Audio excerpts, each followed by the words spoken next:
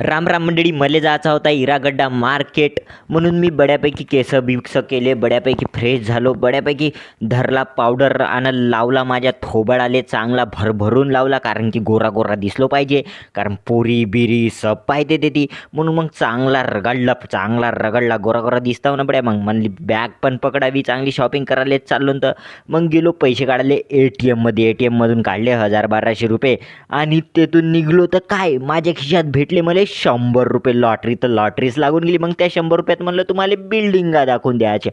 बिल्डिंगा दाखवले तुम्हाला त्या 100 रुपयात.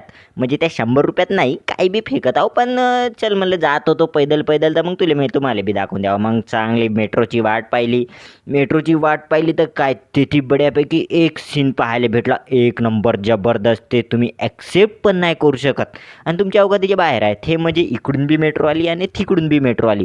तर हा काय सीन होता तो. हा म्हणजे पाहाले एकदम मजा आली. मग बड्यापैकी उतरलो मी इरागड्डा मार्केट. अरे एवढा मोठा होता कर बेंच.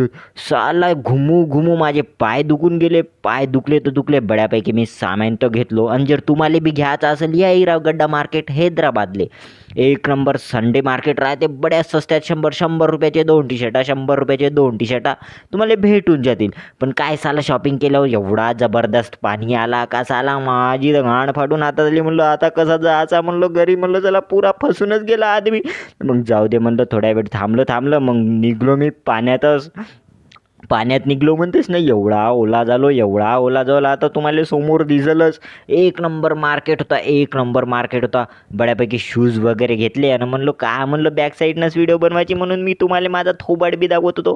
आणि का झालं मला रिॲक्शनच समजत नव्हते. का रिॲक्शन देऊ. मग म्हणलं माझ्या झाटाले केसायले मी हात लावत होतो आणि तुम्हाला दाखवत होतो, मस्त दम टाकत होतो. का करू म्हणलं, काही रिॲक्शन समजतच नव्हते. मग आलो मेट्रो स्टेशनवर कसं आलो, कारण की पाणी थांबलंच नाही. तर मग चल म्हणलो पाण्यातच चाले जावा. म्हणलो साले माझे पुरे पांढरे शूज एवढे खराब होऊन गेले. कसं झालं आता त्याला मी धुवाले टाकला होता. धुवाले तराच येते मला. सर्दी झाली तर आता डबल पैसा लागते. मग म्हणलं चला, मला मेट्रोचा बी व्ह्यू दाखवून द्यावा. मग म्हणलं चल, म्हणलं तुमचा आता डेस्टिनेशन दाखवून देतो. मग म्हणलं चल, हिरागड्डावरून आपल्याला जायचा होता डायरेक्ट युती म्हणजे रायदुर्गपर्यंत जायचा होता. म्हणून बोललो आता, म्हणलं लई स्टेशन बाकी आहेत आपल्याला. अमीरपेठमध्ये आता लाईन चेंज करावं लागते, रेड लाईनची ब्ल्यू लाईन करावं लागते. मग मी गेलो बड्या एक्सेलेटरवर. तुम्ही तर कधी चढल्या नसाल एक्सेलेटरवर, कारण आता तुम्ही गरीब माणसं आणि मी आता सावकार झालो. तर आता हिंडता फिरता स्वतःच्या खर्च करू शकतो, म्हणजे स्वतः पैसा उडवू शकतो. मग म्हणलं चला, म्हणलं एक्सकेलेटरवर चालले जावा, तुम्हाला बी दाखवून द्यावा कसा चालते, कारण मेकॅनिकल इंजिनियरनं बनवलं आहे बाई. मेकॅनिकल इंजिनियर सबसे पावर. मग मला मेट्रो बी लागली होती. मग बसलो त्या मेट्रोमध्ये बसलो आणि उतरलो. अमीरपेठमध्ये चांगल्या खूपसूरत लडकी भेटली बाई. पाहून तर एवढाच मन खुश झाला.